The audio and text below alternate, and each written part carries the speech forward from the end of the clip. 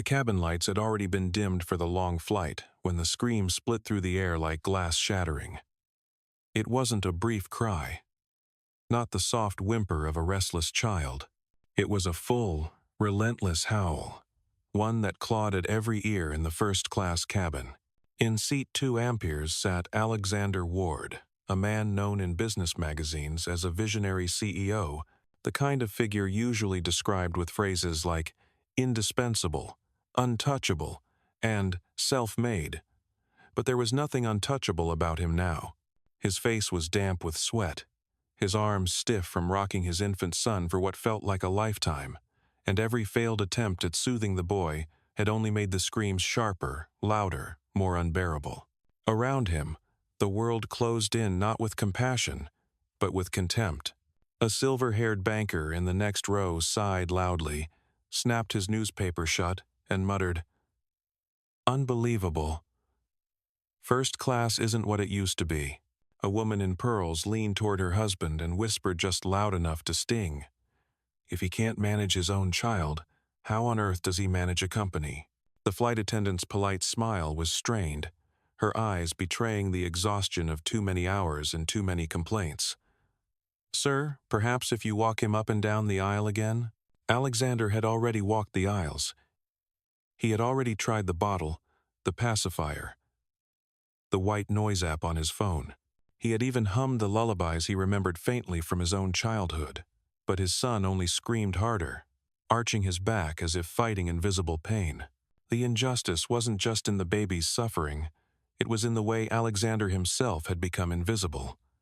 Just hours ago, when boarding, he was greeted with deference. Passengers had noticed him the Alexander Ward, worth billions, a man whose decisions shifted markets. But now, in the closed space of this cabin, he was reduced to nothing more than the nuisance, with a screaming baby. Every glare erased his accomplishments, every mutter chipped away at his dignity. And still, the baby cried. Alexander tried to hold his composure, but humiliation leaked through his eyes as he saw people shaking their heads. To them, he was no longer the man who had been profiled in glossy magazines. He was just the father who couldn't do the one simple thing expected of him. The atmosphere itself seemed to suffocate him, pressurized not just by altitude, but by judgment. He whispered desperately to his son, "Please, please, just stop, just for a moment." But the baby screamed harder, as if mocking his helplessness. It's strange how quickly people forget the titles they once used to respect you. In this cabin, no one saw a CEO, they saw a failure, and they relished it. The quiet cruelty in their glances was sharper than words. And maybe you felt that too. That moment when the world decides your worth is less than nothing, when even strangers find comfort in your humiliation. If you've ever been there, you'll understand what Alexander felt in that moment. It's something I'd like to hear about how you handled it, what it did to you. Share it, because sometimes knowing others have been there makes the weight a little easier to carry. A soft ding announced turbulence, and the cabin lights flickered. The attendants secured trays. The banker groaned about delays. But Alexander only gripped his child tighter. He felt smaller than ever, like a man shrinking under the weight of unseen eyes. He tried to remind himself who he was. The CEO, the leader, the man who commanded boardrooms of hundreds. But in that cabin, none of it mattered. Power meant nothing when your child's cries pierced through every wall you tried to build. And as he rocked the baby in his trembling arms, he caught his reflection in the darkened window. For the first time in years, he did not see control or authority staring back. He saw defeat, and still, the child cried. Passengers whispered again. One suggested, almost cruelly, that babies shouldn't be allowed in first class. Another said it was irresponsible to travel without a nanny. Alexander's chest burned. His wife was home recovering from surgery. The nanny had canceled last minute. But explanations meant nothing here. No one cared about reasons, only about results. And the result was failure. On display in seat 2 amperes, There's something about injustice that lingers longer than anger. It isolates you, convinces you you're less than human. And in moments like these, you learn who actually sees you. That's why I hope you'll stay with this story. Because what happened next, what no one expected, is the kind of turn that changes everything. And if you've ever felt unseen, there's something in it for you too. For Alexander Ward, the humiliation wasn't over. But in the pressurized silence of that cabin, as his baby's cries rattled against the walls, the first spark of something unimaginable was already moving toward him. The baby's cries rose into a pitch so sharp that even Alexander felt his eardrums tremble. The cabin had turned into a theater of accusation, every glance a spotlight, every sigh an unspoken verdict. Then, through the blur of humiliation, a voice soft, hesitant cut into the air. "Sir, maybe I can try." Alexander blinked, startled. Standing just beyond the curtain dividing first class from economy was a girl. 14, maybe 15. Her skin was the deep shade of night. Her clothes simple but neat. A jacket, one size too big, and sleeves frayed at the edges. In her arms, a small teddy bear with stuffing pushing out at the seams, clutched as though it were her anchor in the world. The passengers stared at her as though she had violated sacred territory. One woman scoffed audibly. "What is she doing here?" Another murmured, "Security should send her back." The flight attendant moved forward, her tone polite but tight. "Miss, this section is reserved." But the baby screamed louder, and Alexander felt the humiliation sink deeper. He was too tired to protest, too broken by hours of failure. He just met the girl's eyes. There was no arrogance there, no mockery, only an odd, steady kindness. He whispered hoarse, "Please, if you think you can." The attendant hesitated, lips parting in protest. But before she could speak, the girl stepped closer. She held out her arms, trembling only slightly. Alexander handed over his son. The cabin fell into a hush, not out of respect, but out of disbelief. Dozens of eyes tracked every movement as though watching a disaster about to unfold. The girl adjusted the baby gently, almost naturally, resting him against her shoulder. She pressed 2 fingers lightly along his back, then began to hum. Not a song from any playlist, not a lullaby with a name, just a tune low, old, worn like a prayer, and then silence, complete, impossible silence. The cries that had dominated the flight for hours vanished, as if swallowed by the soundless sky outside. The baby's sobs dwindled into hiccups, then into soft breaths. His tiny fists unclenched. His head rested against the girl's collarbone. The air itself seemed to change. The cruel sighs and whispers turned into gasps. The businessman who had cursed Alexander under his breath now sat frozen, eyes wide. The pearl-draped woman lowered her gaze, ashamed. Even the flight attendant, who had tried to block the girl moments before, pressed a hand to her mouth in disbelief. Alexander stared, numb. He had begged, rocked, sung, bargained, and nothing had worked. Yet this girl, this stranger from the cheap seats, had done the impossible with nothing but steady hands and a voice. He whispered, almost afraid to break the spell. "How? How did you do that?" The girl gave the faintest smile, eyes still on the child. "I've had practice. My baby brothers never stopped crying either. You learn, if you want them to sleep." Her words were simple, but they carried the weight of a life Alexander could barely imagine. Poverty spoke through the patched teddy bear, through the jacket 2 winters old, through the weary steadiness of someone who had parented long before her time. And yet here she was, holding his son as if the child were her own, calm where he had been chaos. There's something about moments like these, you feel them burn into your memory. And maybe you've had one, where someone unexpected did for you what no one else could. If you ever carried a memory like that, I'd like you to keep walking with this story, maybe even follow along, so we can stay connected when the next part of it unfolds. Because what Alexander felt as he watched his son breathe softly against that girl's shoulder was more than relief. It was a shattering. A billionaire, reduced to silence by the grace of someone the world dismissed as invisible. The hush in the cabin held, heavy, fragile. No one dared speak, and as the engines hummed and the lights flickered once more, the only sound left was the girl's quiet tune, carrying them all into a silence none of them would ever forget. Alexander kept staring. His son's chest rose and fell in steady rhythm, the kind of peace he had begged for only minutes ago. The girl sat still, humming softly, not asking for recognition, not even looking up. She didn't need approval. Her hands spoke for her. When the baby drifted fully into sleep, she shifted him carefully back toward Alexander. For the first time in hours, the weight in his arms didn't feel unbearable. He murmured, "Thank you." The girl nodded once, almost shy, and made as if to retreat through the curtain back to economy. But Alexander's voice stopped her. "Wait. What's your name?" She hesitated, glancing around at the rows of curious eyes still fixed on her. Some were softened now, others still sharp, unwilling to let go of their prejudice. She clutched her teddy bear tighter. "My name's Amara," she said at last, quiet but clear. The name lingered in the air. "Amara, you calmed him like you've done this 100 times," Alexander said, her shoulders lifted in a small shrug. "More than that. I've been raising my brother since I was 9.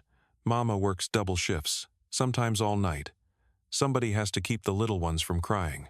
A few passengers shifted uncomfortably at her words, as if poverty was something indecent to mention in their polished cabin. One man coughed into his sleeve.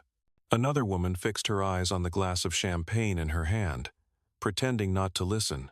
Alexander noticed it all the way people dismissed the girl, the way they turned their heads as though her story was a stain on the luxury they had paid for. It cut him in a place he hadn't expected, because for once the dismissal wasn't aimed at him.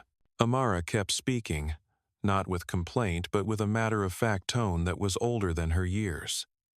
Sometimes, the little ones would scream for hours. No money for medicine, no one to ask for help. You just figure it out. What works, what doesn't.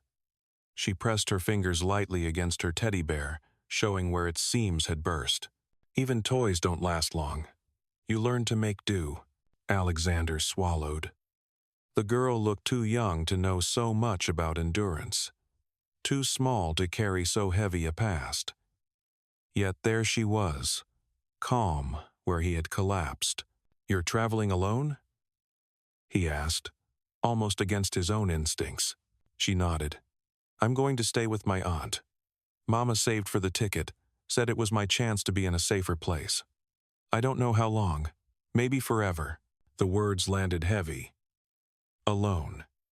A child crossing borders with nothing but a teddy bear, and a hope her mother had stitched together from scraps of paychecks. Alexander glanced down at his son, sleeping without a care in the world, dressed in clothes that cost more than Amara's entire journey. The injustice of it pressed against him like another atmosphere. Some of the passengers who had sneered at Amara still looked unconvinced, as if her presence in first class remained an intrusion. One leaned toward another and whispered, "They'll let anyone through these days." Alexander heard it, and for the first time, the insult didn't wound him but burned for her. Amara lowered her eyes, hugging the teddy bear closer, as though years of being overlooked had trained her to expect nothing else. And maybe that's why stories like this matter. Because sometimes people like Amara are treated as if they don't exist, as if their voices don't count.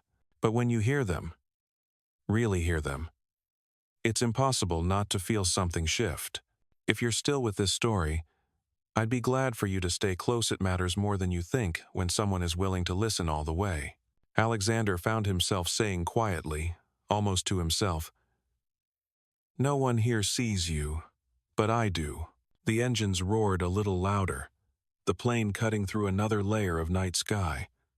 The baby stirred, but didn't cry, and in the hush that followed, Amara sat there, small and steady, carrying a history that no one wanted to look at, but that no one could deny now. The landing gear thudded, and the cabin jolted. People straightened their jackets, gathered their things, pressed phones to their ears before the wheels even touched down. Relief swelled like a tide except for Alexander. He held his son, still sleeping peacefully thanks to Amara. But unease had rooted itself in his chest. The girl stood by the curtain again, waiting to be sent back to her place. She had no suitcase, only a faded backpack with one strap repaired by mismatched thread. The teddy bear dangled from her arm, its button eye reflecting the cold cabin light. When the doors opened, the difference in treatment was immediate.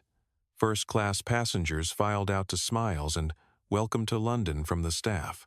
Amara followed behind, small in the current, but the smiles disappeared when eyes fell on her. At immigration, the line split. One marked business, divided by first class. Another marked all others. Alexander was waved through with brisk efficiency. "Mr. Ward, welcome back. Your driver is waiting outside." His passport was stamped before he could blink. Behind him, Amara stood uncertainly, clutching her documents. The officer barely looked up before frowning. "Where are your parents?" "My mother stayed home. I'm visiting my aunt," she said quietly. The officer flipped through the pages, expression sharpening. "This is incomplete. Where is your guardian's letter of consent? Proof of income? Contact number?" Her hands trembled. "My mama wrote a note, but she doesn't have all those papers." She pulled out a folded sheet. The ink smudged. Her mother's handwriting thin and uneven. The officer's lip curled. "This isn't valid." Other travelers glanced over, some curious, some irritated at the delay. One man muttered, "Wasting everyone's time." Another said under his breath, "Shouldn't even let her on the plane." Amara's eyes lowered, shame pressing her small shoulders. She hugged the teddy bear as if it could make her taller. Alexander watched from a few steps away, something hot rising in his chest. Hours ago, he had been the one humiliated by whispers. Now, it was her, except hers cut deeper. She wasn't just being judged, she was being erased. The officer signaled to a colleague. "Escort her to secondary screening. Likely she'll be sent back on the next flight." Amara's face didn't crumple into tears. That almost made it worse. She only nodded faintly, as if life had taught her to expect rejection. She stood in silence, invisible in the crowd, a child whose presence was treated like an inconvenience. Alexander's son shifted in his arms, stirring. The irony struck him hard. This girl had given his child peace, and yet here she was, being treated as if her very existence was noise. Passengers streamed past, not one stopping, not one voice raised. It was easier to pretend she wasn't there. And maybe you've seen that too, the way the world looks through you, past you, as though you're not worth the pause. If you know that feeling, you'll understand why Alexander's jaw clenched, why his steps slowed instead of carrying him out to his waiting car. The official repeated, "Secondary screening. Now." His tone wasn't cruel, just cold, as if Amara were a problem to file away. Alexander stood still, heart pounding. He was no longer being judged. The spotlight had shifted, and, in that moment, he realized he had to decide.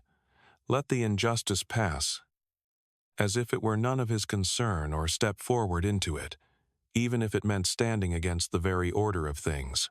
The officer's hand hovered near Amara's shoulder, ready to steer her away. She didn't resist. She didn't plead. That was the most haunting part. She looked as though being discarded was simply another rule of the world she already knew too well. Alexander's feet refused to move forward. His driver would be waiting, his meeting scheduled, his board in New York expecting updates. But his son shifted lightly in his arms, head pressed against Alexander's chest, still soothed by the lullaby of the girl who was now being led away like luggage, left unclaimed. He heard himself speak before he even knew what he was doing. "Excuse me." The officer turned, brow furrowing at the interruption. "Yes, sir?" Alexander stepped closer. "This girl is with me." The words rippled through the air. A couple nearby paused mid-step. The pearl-draped woman from the flight arched an eyebrow. The officer straightened. "With you, sir?" "She's traveling alone. Regulations require. She's not alone now." Alexander's voice carried a steadiness he hadn't felt in hours, not since the crying had begun. "She helped my son. Without her, we wouldn't have made it through the flight. You want proof of guardianship?" He adjusted his grip on his baby, his free hand pointing firmly toward Amara. "There at Island. My child sleeps in peace, because of her." Whispers broke out. Some scoffed, "He's exaggerating," but others tilted their heads, remembering the impossible silence she had conjured in that cabin. The officer looked uncertain.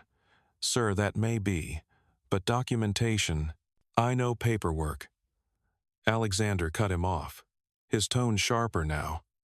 CEO steel sliding back into his voice, but redirected. "I've signed documents worth billions, but not one of them carried the value of what this girl did tonight. You want to question whether she deserves entry?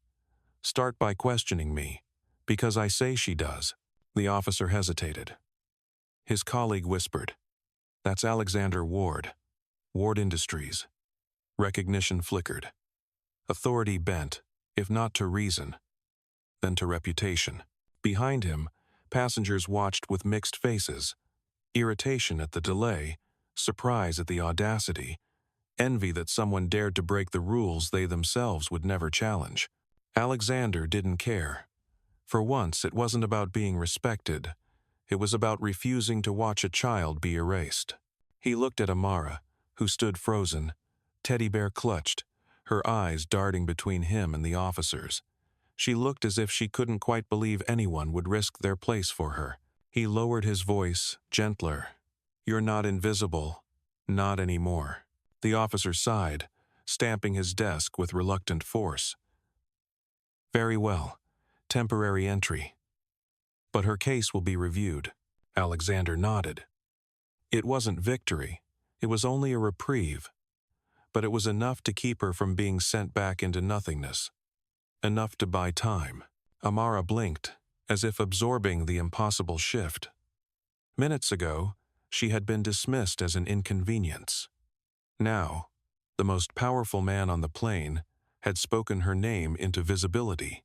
And maybe that's what transformation really is, not when you add more power to yourself, but when you use it to shield someone who has none. It changes not only them, but you.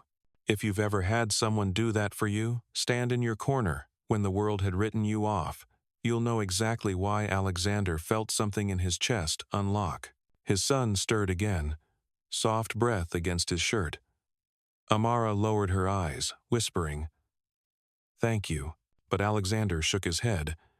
"No, I'm the one who owes you." The line moved again, travelers flowing past, passports stamped, eyes averted. The world had not changed, but in that small circle of space, something had shifted. A man had remembered what it meant to see, and a girl had been told she was worth being seen. For a few steps, it seemed the storm had passed. The officer's stamp lay heavy on the page. Amara clutched her passport with both hands as though it were fragile glass, and Alexander thought maybe, just maybe, they had done enough. Then came the voice from the side desk. "Hold her." Another officer, sharper-eyed, waved them over.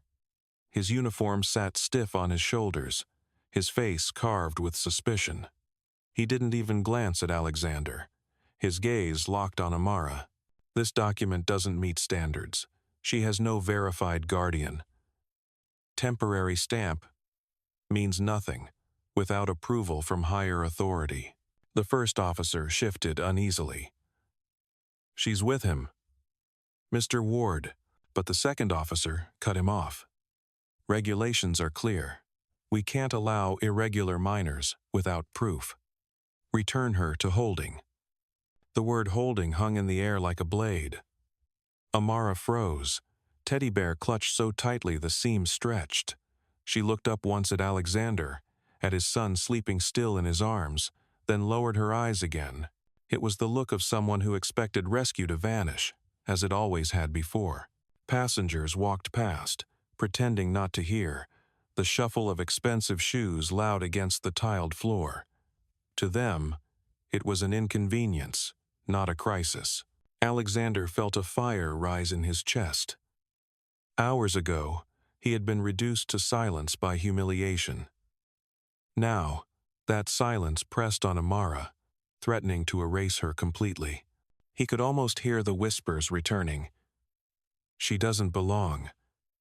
She isn't worth the trouble. He stepped forward. If you send her back, you send me back too. The officer blinked. Excuse me? Alexander's voice carried through the hall, steadier than it had ever been in a boardroom. This girl saved my son. Without her, he would have cried himself into exhaustion on that plane. She gave him peace. No doctor, no nanny, no amount of money could provide. If you say she doesn't belong here, then neither do I, because her act of compassion makes her more deserving than half the people you wave through without question. A silence spread. Some travelers stopped, eyes widening. The pearl-draped woman who had muttered complaints on the plane now stared openly.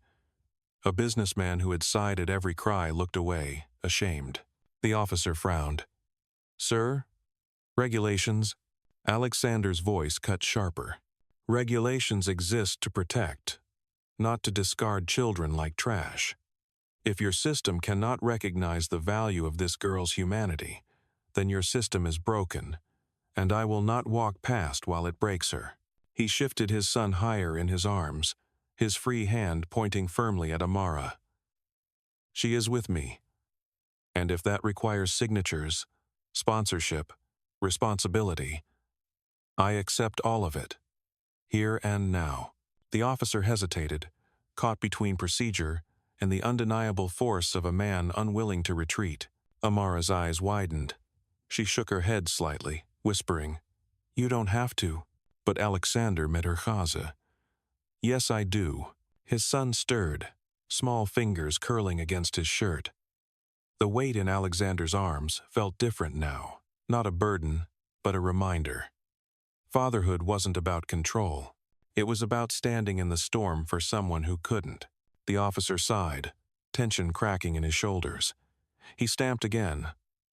Louder this time, the ink bleeding heavy into the page. Fine, under your responsibility, but she is your ward now. The word struck Alexander with strange irony. Ward. His name, his company, his legacy, and now, his choice. He turned to Amara. She still held her teddy bear like a shield, but her lips parted as if to speak. No sound came, only a single tear that traced the curve of her cheek before she wiped it quickly away, unwilling to show weakness. The hall moved again, footsteps echoing, luggage wheels rattling. The world had not stopped, but in that suspended moment, Alexander knew it could have ended differently, with silence, with rejection, with nothing, but it hadn't. Not because of wealth, not because of power, but because he had finally learned to use both for something that mattered. Outside, the city pulsed with headlights and rain-streaked glass. The car waiting for Alexander was sleek, polished, ready to carry him back to the world where he was irreplaceable. But inside that terminal, what lingered was not the weight of business. It was the weight of a promise. Amara walked beside him, small steps measured, backpack slung awkwardly across her thin shoulders. The teddy bear dangled at her side, its button eye catching the light like a survivor's scar. She kept glancing at him, as if waiting for the ground to collapse, as if kindness were something too fragile to last. Alexander shifted his son in his arms. The baby slept with a peace that still felt miraculous. He looked down at Amara. Do you know what you did? She shook her head. You reminded me what strength looks like. It doesn't wear a suit. It doesn't stand on a stage. Sometimes it's just a girl holding a broken toy who refuses to let a baby cry alone. Amara lowered her gaze, cheeks warming, but a small smile escaped uncertain, as if she hadn't worn one in a long time. The driver opened the car door. Alexander paused, looking at the two faces his son, innocent and sheltered. Amara, scarred but unbroken. Something inside him knew this was more than chance. He reached for her backpack. "From now on, you walk with us." "Not behind." She froze, clutching the teddy bear, eyes wide. The silence between them held 1,000 unspoken words: gratitude, disbelief, relief. She stepped closer, and for the first time, her shoulders eased. The city swallowed them, but inside that car, the world was different. Alexander didn't think about meetings or boardrooms. He thought about how a girl the world had tried to erase had taught him to see again. And maybe that's worth holding on to. Because it's never the titles or the numbers that change us. It's the moment when someone unexpected shows us what we'd forgotten. If you've felt that, even once, you'll know why stories like this stay with you.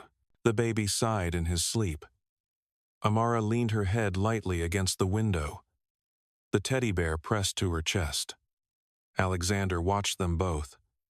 A strange calm spreading through him. It had begun with a cry that money couldn't silence. Now, there was only quiet, the kind that carries more than peace, the kind that carries possibility.